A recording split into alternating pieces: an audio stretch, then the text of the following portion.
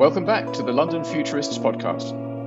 Our guest in this episode is Stephen Witt, an American journalist and author who writes about the people driving the technological revolutions. He's a regular contributor to The New Yorker and is famous for deep dive investigations. Stephen's new book is The Thinking Machine, Jensen Huang, Nvidia and the World's Most Coveted Microchip, which has just won the 2025 Financial Times and Schroders Business Book of the Year award. It's a definitive account of the rise of Nvidia from its foundation in a Denny's restaurant in 1993 as a video game component manufacturer to becoming the world's most valuable company and the hardware provider for the current AI boom. Stephen's previous book, How Music Got Free, is a history of music piracy and the MP3 and was also a finalist for the FT Business Book of the Year. Stephen is joining us from Los Angeles. Stephen, congratulations on winning the award and welcome to the London Futurist podcast. Thank you so much. It's a pleasure to be here. Thanks for joining us, Stephen. So, Stephen, let's start with an overview of Jensen Huang and Nvidia. Now, our audience is very well informed and discerning, as well as clever and devastatingly handsome. But for the sake of anyone who's just arrived and has been living under a rock for a few years, give us a brief introduction. Well, if you've just emerged from your cave, you perhaps will have noticed that Nvidia, a former manufacturer of video game accessories, is now the most valuable company on the planet. So what's happened? It turns out that the circuits that they use to power those 3D video games were perfect for also accelerating and training AI. Nvidia's chief executive, Jensen Huang, came to this conclusion quite early, about 2013 or 2014, and pivoted his company away from the video game hardware market and into the AI training market. In fact, he invented that market. He made it come into existence. And now he has something close to a 90% market share in it. As AI has taken off, this has made Nvidia an extraordinarily valuable company. They're currently something like 8% of the S&P 500, which is the single highest concentration in any stock since Standard & Poor's started keeping track. So it's a fantastic story. It is the business story of the era. And Jensen Huang is, I think, probably viewed as the most successful CEO of the last 10 or 20 years. So Huang came from a fairly poor family. He was born in Taiwan in 1963, and his family moved to the US when he was a child. My dad was a petrol head, and back in the 1960s, he was the proud owner of a Jensen Interceptor. So I was disappointed to learn that Huang was not named Jensen after the car, but is actually an anglicization of his Chinese name, Jen Hsun. Yeah. Do you think his humble origins play much of a role in his success? His origins, while certainly not elite, are not quite as humble as they've been portrayed. Jensen's father was also a mechanical engineer. He worked for the air conditioning company Carrier and was gainfully employed in a number of fairly established mechanical engineering positions. What did happen is that this took him all over the world. So Jensen was born in Taiwan in 1963, but by the time he was 5, was actually living in Bangkok, Thailand, with his family, where his dad worked as an engineer at a petroleum refinery. But after getting the Carrier job, Jensen's father was determined to move his 3 sons to the United States. In 1973, Thailand had a coup. The government was nearly overthrown and there were tanks in the streets. And he decided it wasn't a safe environment for his sons. So he sent Jensen and his older brother ahead of the family to live with an uncle in the United States by themselves. That uncle, in turn, sent the 2 boys to a school, a boarding school, in Kentucky, which he thought was a prestigious preparatory academy for university. And then, this is the amazing part, this school actually turned out to be a reform school for juvenile delinquents. So Jensen and his brother show up there. Jensen is 10 years old. He barely speaks English. He's an immigrant. All of the students are white. There's cigarette butts all over the school grounds, and many of them are carrying switchblades. Dear. So he's thrown into this very tough environment, and he's living there alone with a roommate. But amazingly, he actually thrives at this place. Wow. The Oneida Baptist Institute in Clay County, Kentucky, and ends up becoming a very popular student at the school.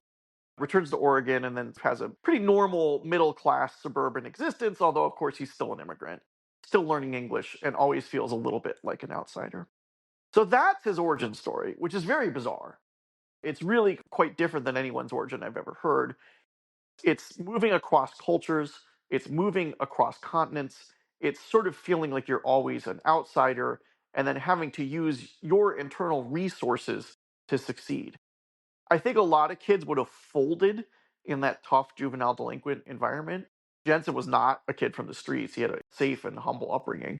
But once he got there, he thrived. And I think that says so much about it. Fascinating. One thing that various biographies cover is if there's any kind of secret sauce, if there's anything in somebody's upbringing or their choices which the rest of us can learn from. But it sounds like there's nothing clear-cut in the case of Jensen Huang. Jensen was always seen by everyone around him as an extraordinarily bright student. That much is innate. He was born with that. And I think he was a hard worker too. I think the thing that would be missing normally that most kids in that position wouldn't get was the exposure to the environment where suddenly there are no rules and you have to thrive. Most people who are good, diligent students, who work hard and who are bright, are not able to succeed when they're thrown into the knife fight. But Jensen has both of those things. He has the book learning, but this time at the preparatory academy gave him the street smarts. And I think this is what really differentiated him from other similar bright students with good futures. He can ace the test, but he can also navigate with the street toughs. That's hard to do. And business is not taking a test. It is a knife fight. Yeah. So he's often described as single-minded and ferocious, and you've referred to his intense or even humiliating questioning style. Yeah. He's described as having something called a light speed management philosophy. Is that a real thing? And if so, what is it? Yes. It's actually a scheduling concept that's used in industry and heavy manufacturing a lot. I don't think Jensen invented this, but he certainly popularized it and pushed it as hard as possible. So, what does the speed of light mean? Well, it does not mean, as you might expect, to go as fast as possible. The speed of light, in fact, is an unattainable constant. We cannot go the speed of light. That's sort of the point. Instead, what you do, let's say I wanted to come out to London to meet you two in person. What's the absolute fastest I could get from Los Angeles to London? Physically, what is the absolute fastest? Well, let's say I took a helicopter to the airport right now, right this second, got on a supersonic plane, crossed the continent and the ocean, and arrived in London, and then took a helicopter right to where you were. Maybe in grand total, that would take me about 7 hours. Now, I'm not going to do that. I don't have the budget or the resources, but that's physically the constraint of how fast I could get from Los Angeles to London. Moving backwards from that impossible physical constraint, you might say, well, maybe I could theoretically get to London in 14 or 15 hours, realistically. So that's half the speed of light. That's pretty good. Understanding what this is, understanding what the speed of light looks like, what's theoretically the fastest you could do something, and then working backwards to what's reasonable is how that concept works.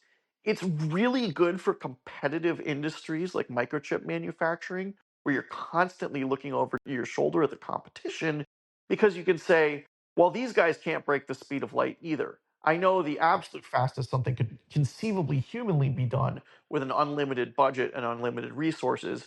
And then from there, I can start working backwards to what's a reasonable thing to expect. Jensen drills his employees on this concept. Stephen, I remember in your book when this is introduced, it's in the context of a 20-year industry veteran who is standing up to Jensen Huang and telling him that doing something faster is actually impossible. And Jensen berates her and says, oh, please go and investigate. I'm sure it can be done faster. And it's quite unpleasant, referring back to Callum's question about him being a bit ferocious. But she went out to Taiwan and she discovered actually there were ways in which this thing could be done significantly quicker after all. And she returned humbled. She didn't lose her job. And it's fascinating how he felt the confidence that he could tell a 20-year industry veteran that there were better ways in which she could do her job.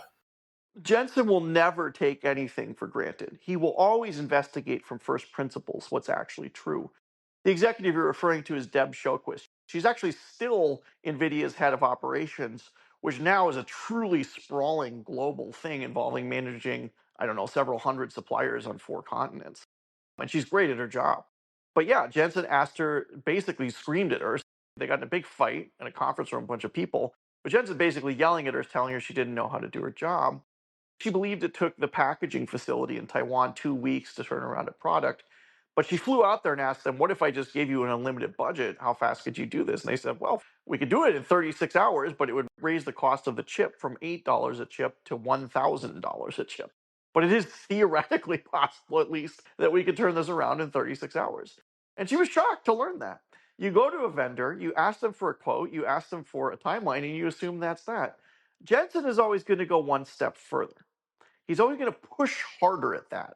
He's always going to understand from first principles, okay, what if I employed a team of people working around the clock to produce this particular component? How fast, realistically, physically, could you turn it around? That's the speed of light. So he's very determined and ruthless. And you describe how when Nvidia was still a games component manufacturer, he and his lieutenant David Kirk listed all their competitors and built a strategy called brain extraction in order to gut these companies. Can you tell us a bit about that? I love the brain extraction theory. So when Jensen started in the GPU market, this is way back in the 90s, and they're building these game controllers. Basically what this thing is it's a microchip that will render controllable animated three-dimensional characters in video games. Mario World or whatever. You can move Mario around now in 3 dimensions. But to do that, we have to render a bunch of polygons continuously. Basically, you're doing perspective in pixelated form. So you need to build this thing, but there's 70 competing companies trying to do so at once. Jensen correctly intuited that within 5 years there would only be one or maybe two. So he started to list out all of the companies, and then in consultation with David Kirk, his chief scientist, listed out who the best engineers were at that company. And then he basically tasked Kirk with poaching those engineers, with pulling them out and getting them to come work for Nvidia. That was brain extraction. And when you pull the company's brain out of it, when you pull the top engineer out, the competitor quickly collapsed. I've compared this situation to the Japanese movie Battle Royale, where there were a bunch of children trapped on an island and they all given the task or instructions to fight to the death until only one is left. It really was like that. There was only going to be one or two of these companies in the end. It was, again, a real knife fight, and Jensen survived it. I think also that although he won and it was extremely ruthless and it proved that he was kind of driven to succeed, I think also the lesson that Jensen took away from that was never to participate in that again. Nvidia only survived that by the absolute skin of their teeth. There were multiple times they were facing bankruptcy. The company looked doomed more than once. You know, when you're in a highly competitive industry with so many participants, it's very hard to succeed. For the rest of NVIDIA's history, Jensen basically steered his company away from situations like that. He never tried to repeat that experience. So what transformed Nvidia, of course, is the discovery that his chips were suitable for deep neural networks. But it seems that that was a slow realization before it was a fast realization. That initially, Nvidia weren't particularly interested in AI. When Jeffrey Hinton rang them up and said, I've just been telling everybody about how your chips are suitable. I've told 1,000 people at a conference, so can I please have one free? And Nvidia basically said no. Nvidia didn't pick up this initially, but then there was a turning point, and suddenly Jensen Huang came up with the phrase, a once-in-a-lifetime opportunity. Mm-hmm. That this, he realized, would make such a big difference. And from then on, he turned his company and focused on AI as never before. And that shows a real strength of character and a real vision as well. Is there more to it than that? Yeah, a little bit more. By the early 2000s, Jensen was the dominant player in this GPU market, but that was saturated. There's only so many people in the world who are basically the PC version of hot rodders who are going to build a custom computer around a graphics card. There's just only so many people who are going to do that, and that market is saturated. So then where does NVIDIA go? And one thing they started to notice was that a lot of scientists were actually hacking the programmable shaders in the GPUs, this graphics software, to repurpose it to do other kinds of scientific calculations. Stuff like financial modeling, oil prospecting, quantum physics, a lot of medical imaging applications. And so Jensen said, well, these guys shouldn't be hacking to get to our stuff. Why don't we build them a platform? A platform that will turn this graphics card into a low budget, high performance computer, basically a low budget supercomputer. This was a business strategy that Jensen had been pursuing for 10 years before AI really came on the scene. And it was viewed with a lot of skepticism, especially by Wall Street. Again, the supercomputing market was not large compared to the consumer market. It cost a lot of money to develop this stuff. And in fact, during this whole period, Nvidia's stock price was stagnant, and some even questioned Jensen's fitness for the role. But his thinking was, if I put this cheap tool in the hands of scientists, it's called CUDA, this is the platform. If I put CUDA in the hands of scientists, maybe somehow I will unlock some kind of paradigm shift in the sciences that will grow an entire industry around the Nvidia platform.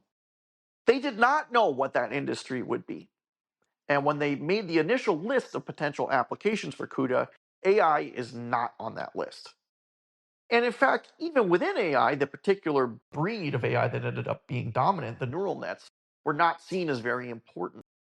I have on my bookshelf a copy of the 2011 basic introductory textbook to artificial intelligence. It's over 1,000 pages long. 16 pages are dedicated to neural nets in that book out of 1,000. 16. So even within AI, this was not seen as a very promising field of inquiry. But we have to ask, who is CUDA for? Who is CUDA for? Well, it's not for established research scientists, because those guys can afford time on a supercomputer. It's for marginalized scientists who can't afford time on a supercomputer, who don't have resources, and who are pursuing what seem like less than promising avenues of research. It's for mad scientists, basically. And that's what the neural nets guys looked like. They were mavericks even with an AI. Nobody believed that field would ever succeed. There was so much bias against it, even within AI, and AI was seen at that time as a total career graveyard anyway. So Jensen builds this low budget tool for mad scientists with the expectation basically that somehow he's going to engineer a paradigm shift in some branch of science. He did not know it was going to be AI. It came as a surprise to them. As late as 2011, 2012, they didn't see it coming. But once Jensen saw the breakthroughs happening, he understood that that field that he'd been waiting for forever had finally arrived, and rapidly pivoted Nvidia from being a vendor of GPUs to a vendor of AI training hardware, which was a market that he basically invented himself. I mean, it didn't exist until he started marketing it. That's really fascinating. So CUDA that you were just speaking about is a platform that stands for Compute Unified Device Architecture and released in 2006. Yeah, don't ask me what that's all about. Yeah. Having researched this company for thousands of hours, that name makes no more sense to me than it does to you. Oh, really? Okay. Well, I understand it has millions of lines of code, so maybe it's buried in there, and it's also got a massive developer community. It's got a huge library of tools and applications. Is it the thing that protects NVIDIA? Is it an effective moat for NVIDIA? What makes it effective, in fact, is that actually NVIDIA's hardware is a little wonky. And many people found CUDA very hard to use. This is actually why it was not more widely adopted before the advent of AI. Especially early versions of CUDA, CUDA 1.0 and CUDA 2.0, every programmer I've talked to said, listen, most programming languages attempt to abstract away from the hardware so that they can run on any kind of hardware. CUDA is the exact opposite. It locks you in to NVIDIA's infrastructure once you start using it. So you have to really understand at a granular level stuff like how exactly the NVIDIA memory registers and the chips are set up, where information is going to go here and here at a very granular level. CUDA, as we say in programming, it sort of runs on top of the metal. It's a very low-level programming architecture that runs actually kind of below Python or C or whatever language you think you're programming in. And this makes it difficult to adopt it for certain programming things. It's hard to use. On the flip side, once you do start using it, once you do have someone using it, it is very difficult to switch it away to another kind of hardware. And that was always part of Jensen's intention. If you go back and talk to the guys who wrote CUDA, they were like, yeah, from the beginning, we were talking about what we called vendor lock, which is once you start using this program from this vendor, you won't want to switch to another. I was talking to someone who worked at Adobe during this time the other day, and they were rolling out 4K video. Now, at this time, 4K video was the absolute cutting edge, and they were trying to get a 4K video editor, but whenever they brought that to a normal PC, basically the thing started smoking. because it couldn't handle the amount of information that needed to be processed to edit 4K video. And the guys within Adobe then used CUDA to build one on Jensen's GPUs. But when they brought it to their managers at Adobe, look, we've built the world's first 4K video editor, the managers weren't happy. And the reason the managers weren't happy was basically, okay, we have a 4K video editor now, but we can only really run it on this one company's hardware. So now you've locked us in forever to a relationship with Jensen, and he's going to start raising prices. And that's exactly what happened. So CUDA was absolutely the state of the art when it came to doing these high performance computing tasks, but it also basically was a glue trap once you started using it. You could not escape NVIDIA's hardware once you were in the system. So it's a great moat, is the answer to your question. Does that help to explain why Nvidia became such a dominant company as opposed to, for example, Intel, or let me mention ARM? I'm particularly interested in ARM because many of my former colleagues worked at ARM and I knew many of the founders of ARM. And I often wonder, is there an alternative timeline in which ARM is the most financially successful company in the world? I don't know. NVIDIA actually tried to buy ARM in 2020. I don't know if you remember that, but it was blocked by regulators. I don't think so, and here's why. What Jensen was doing with CUDA was not profitable for a long time. He lost money for 10 straight years on CUDA. It was really expensive to build these systems. They were bespoke, they were wonky, they were weird, and the market that they were serving, like low budget supercomputing, was small and saturated quickly. When people tried to do similar initiatives, and in fact, Intel did have a similar initiative for a while, they basically killed it because they decided it was a niche market that wasn't worth pursuing. You really needed someone like Jensen, a visionary who was willing to basically run down the company's cash to build this very high performance computing platform at low budget with basically zero customers at all. And this is another part of Jensen's operating philosophy, what he calls the $0 billion market, which is to pursue markets that look very small and don't seem to have a lot of growth potential. That only the CEO can see the potential there, perhaps, for something bigger to occur in the future. So, technically speaking, did ARM have the technical talent to build something like this? 100%. Of course they did. Did they have the strategic visionary in charge who is willing to buck not just the demands of customers, but even his own shareholders for years to make this come into existence? That's hard to do. I remember somebody describing how Intel, when it was the 800-pound gorilla in the microchip industry, was unavoidable, but also pretty unpopular. They were very arrogant, and everybody would have loved to avoid using them, but couldn't. And what you describe about NVIDIA creating a platform which is hard to use, and then once you've learned how to use it, you're then locked in. That sounds like a recipe for being quite unpopular too. Is NVIDIA unpopular in the way that Intel was? Good question. I think so. No one's going to tell me that on the record. Let me put it that way. I have heard from the people who build the data centers, from the people who operate the data centers, that they are constantly hoping and experimenting and using other companies' equipment because they just simply don't like paying this amount of money to Jensen. I think to the extent that there's resentment of NVIDIA, it's not so much that they're arrogant, it's just that the prices of this equipment are extraordinarily high. And NVIDIA is earning a 90 to 100% profit margin on some of this stuff. They literally will sell it at 2x the cost of development. So they earn insane profits on this stuff. And in fact, people are starting to move away from this equipment.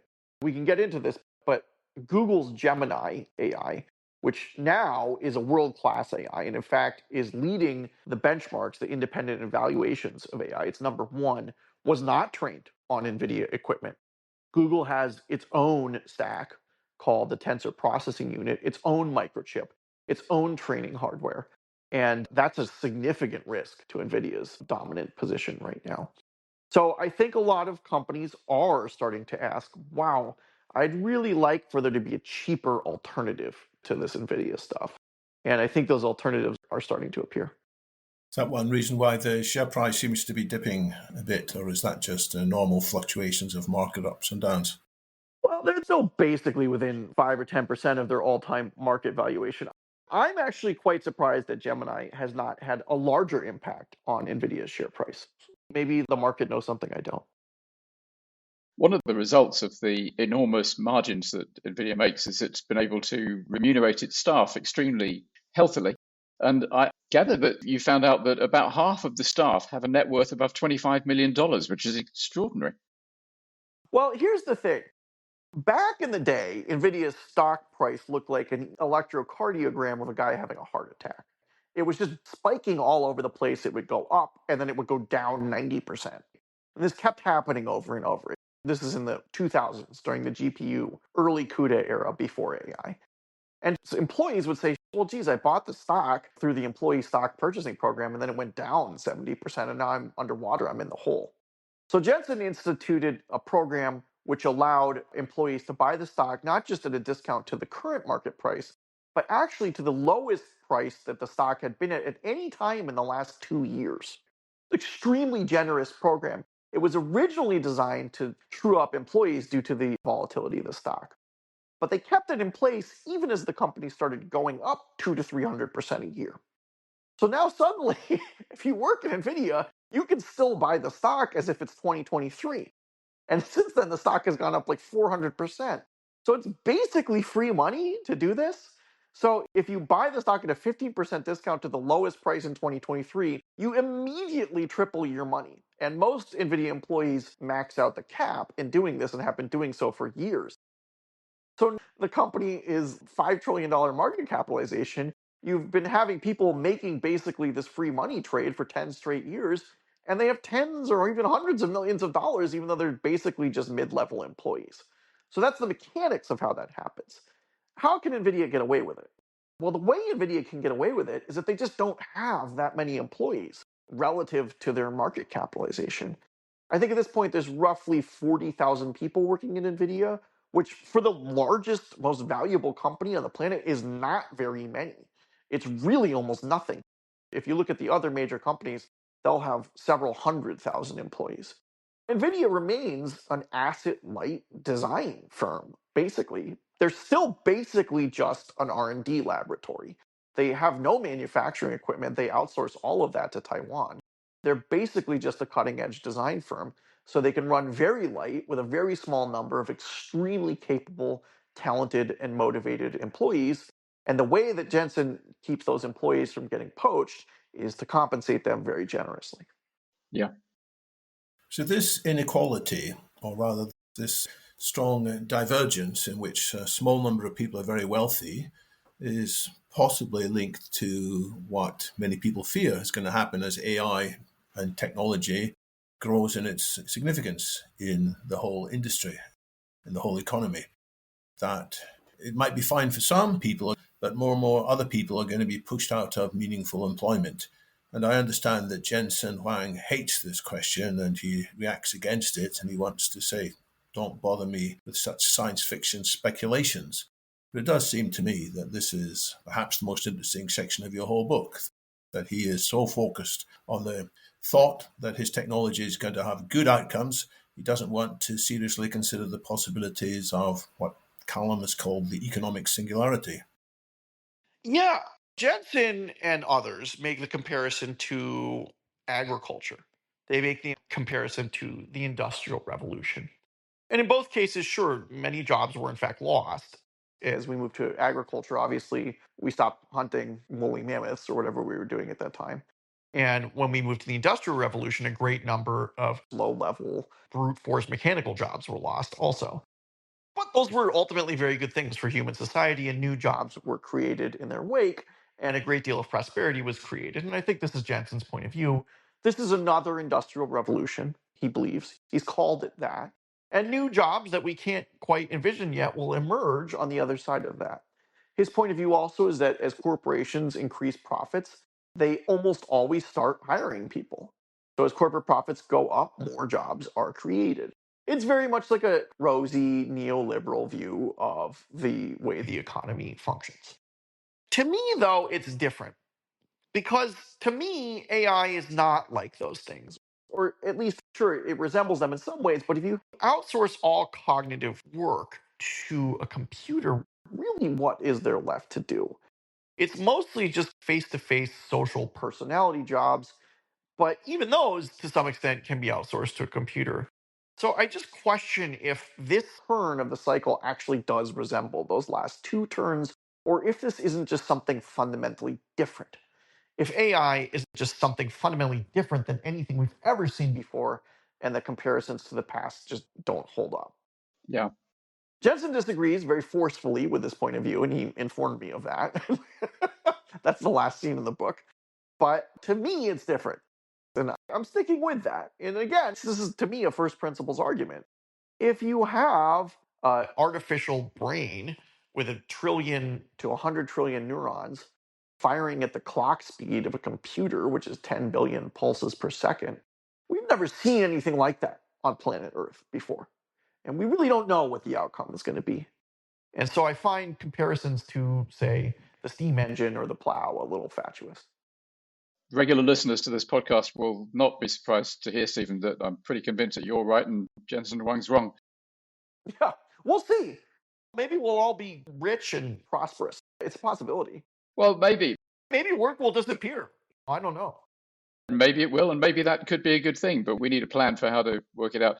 The Industrial Revolution was mostly a process of mechanization. The jobs that machines took were muscle jobs, and we fell back on our cognitive abilities. But what we've got now is a technology which is coming for cognitive jobs. And unless we stop making AI smarter and smarter, or unless there is some silicon ceiling that for some reason they can't get through, and there's no sign of that yet, then the day will come when they can do everything that we can do for money, and they'll do it cheaper, better, and faster than we do. That is the economic singularity, and that's the point at which there are essentially no jobs for humans. And actually, that could be a very good thing, because the great majority of people don't get meaning from their jobs. They don't really love their jobs. They do it to put food on the table. And if machines are all creating magnificent amounts of wealth, and if we figure out how to distribute that wealth, then we could have a great world. But the task of redistributing that wealth is by no means simple, and we don't have a plan. And it's never-endingly amazing that nobody is thinking about this. Nobody is really drawing up detailed plans of what that world could look like. And we really need to. And it's a terrible shame that people like Wang are not thinking about it. Moving backwards, what jobs will absolutely not be replaced by computers? Well, there's only a few that I can think of. I think probably things like early childhood education. No one will ever be comfortable outsourcing that to AI, I don't think. I think we'll always want a human in the loop there. So, kindergarten teacher, probably a job that's almost totally AI proof, I would think. And then probably live performance, live feeder. And this has led me to conclude that once my job goes obsolete by AI, I'm going to go to clown school because that will not be taken by AI. But yeah, I think most jobs will go. In terms of how the wealth is to be redistributed, this has always been a problem that has dogged society, and indeed it did dog society during the last industrial revolution, where a handful of robber barons really just pulled away from society in terms of the amount of wealth they had. And there was a lot of instability as a result of that. There's been a lot of political instability in the West lately. Part of that may be due to immigration and cosmopolitan facts and globalization. But I do think at least one contributing factor is this group of society that's pulling away from everyone else in terms of wealth. And AI is only turbocharging that phenomenon. The owners of the AI stack are so much more wealthy than the rest of society. And I think that can have destabilizing effects. Yeah. In terms of how to redistribute the wealth, you could do a basic income scheme. We sort of have those in place a little bit already with Social Security in the United States. And they are quite popular. So maybe that's the way to do it. But I question what any of us are going to do. And I don't think the advent of AI will eliminate class structures in society. The internet didn't do that. The steam engine didn't do that. I'm not sure why the AI will.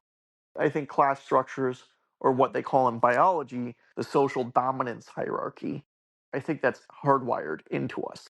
And I think that's a hard thing to escape. Before we close, let's come back to Nvidia and the threats to Nvidia.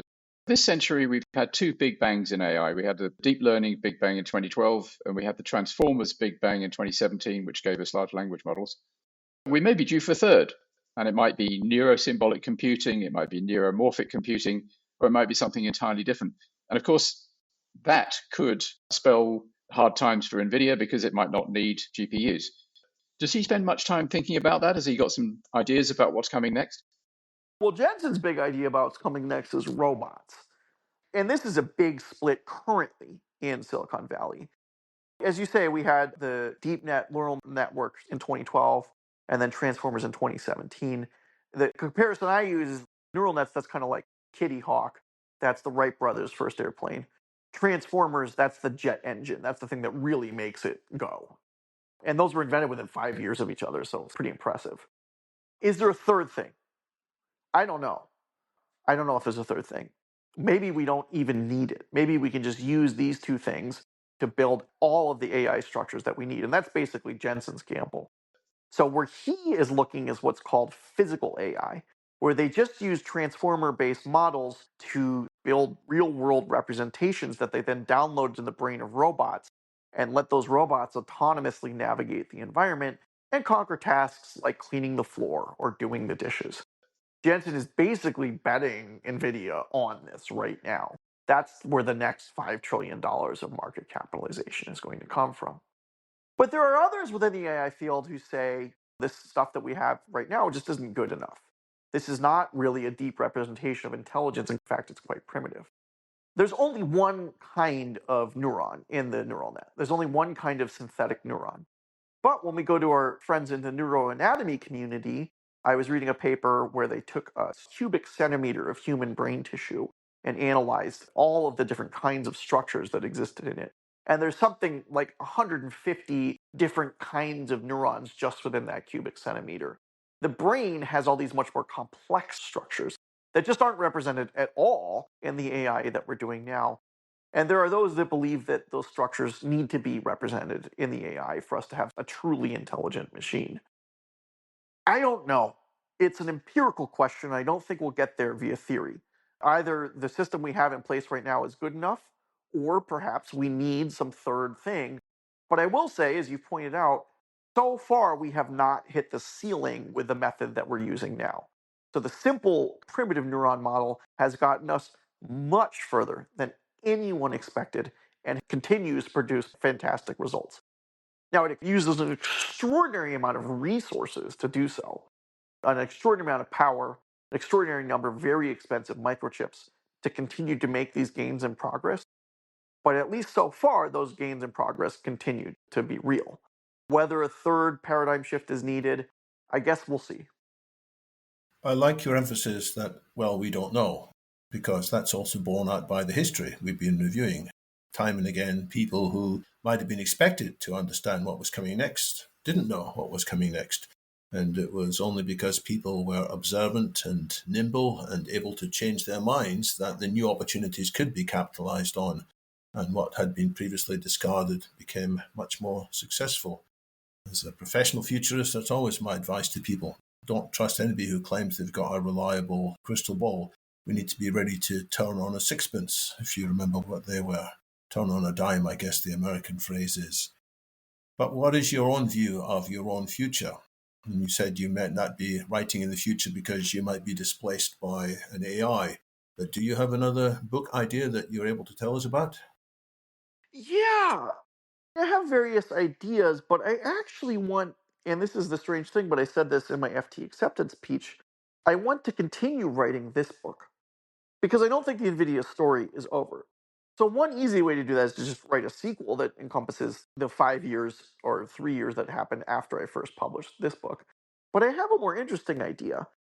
I write this stuff and I get two pieces of feedback, the two most common pieces of feedback I get. One is, this is too technical and I didn't understand what you were talking about because I'm not a technical person. And the second most common piece of feedback I get is, this isn't technical enough.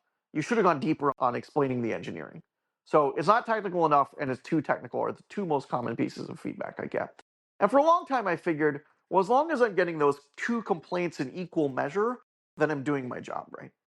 But then I started to think we're going to enter an era where high quality prose can be generated at the press of a button, basically instantly. And I have this massive database of reporting I've done, not all of which is even present in the book. Wouldn't it be interesting if the reader could come to me and say, listen, Here's my background. I'm a teenager and I want to be the next Jensen. Or I'm a boomer and Nvidia is the largest stock in my portfolio, but I don't even know what they do. Or maybe conversely, I'm a microchip designer and I've worked in this field for 25 years and you can't get too technical in explaining this stuff to me. That's what I want from the book. And then the book kind of evolves using AI to meet the demands of that reader. It's turned into more of a bespoke knowledge database that maybe still has the core structure of the narrative in place, but adapts itself on the fly to meet the reader where they are at. This is kind of a wild idea, but I do think with AI, something like this is at least theoretically possible. And what we think of as literature evolves from being static printed words into something more dynamic and something more responsive to where the individualized audience member is at. I don't know quite how to do this technically right now, but I'm starting to experiment with systems like this. I think something like this is going to exist in the future. That's really interesting. So you're going to train a large language model on your corpus of notes and create Stephen GPT, and people can create their own book out of it. Precisely, Witt GPT. Yeah. Yeah, exactly. And then perhaps the book even becomes a dynamic or interactive object. And the other thing I observed, this is already happening to me. 60% of my sales of this book, at least in the US, are in the audiobook format. So in fact, there's more interest in hearing me talk about this subject than there is in reading it as a physical object. So I'm already basically reaching people through a streaming platform. And obviously, with AI voice technology, that can be adapted on the fly, maybe even to the point where I'm getting feedback from readers. The book could talk to you, have a conversation with you. Alternatively, maybe readers could come to me and be like, say, hey, maybe you got this part wrong, or it's slightly off, or I would love to learn more about this subject. Can you go do some more reporting on it and then build out this part of the book? I'd really like to try and use AI to create a dynamic new kind of product. Because I think if I just continue to write, I'm going to slowly go obsolete. Have you done a version of the book as read by Jensen Huang? I have not, but I'm sure you could do so. I'm sure you could. I would probably get sued because I don't have the rights to his voice. Yeah, or certainly harangued by him. This reminds me of Notebook LM, the Google product, because you can feed a whole book into that. Yeah. Yeah. And then you get two podcast hosts, not Callum and David, but two AI hosts talking about it. Yeah. But you can even interrupt them and ask them questions, and they will feed your question into their conversation before they get back to what they were saying earlier. This was already a few months ago. It's funny from a business or basically brand management standpoint. The one thing I did right was that I read my own audiobook. And this is super important for modern authors, especially nonfiction authors. In the past, they've tended to get professional voice actors to read your work. But so many people access my work through first hearing my voice on a podcast, and then they just go order the audiobook. And yeah, okay, I'm not a professional voice actor. Probably the professional voice actor in some ways could do this better, but creating the continuity of having me read it, you hear my voice on the radio, you hear my voice on the podcast, and then I'm reading the audiobook to you. I sensed that that was very important, and I think that turned out to be true. Yeah, I did the same thing with my books. And I'll just give my brief review of the book. I found it interesting all the way through. I didn't find it too technical. I didn't find it too boring. And it ends in a remarkable chapter, which people shouldn't rush ahead and read in isolation from the rest, because you won't quite understand what's going on in the final chapter unless you've built up the stuff from before. So I give it a 5-star review and look forward to hearing what comes next. Well, thank you so much. Well, Stephen, it's been an absolute delight having you on the podcast, and congratulations on winning the FT Book Award. It's a great achievement. Thank you. Thank you for spending some time with us on the London Futurists podcast. It's my pleasure. Thank you.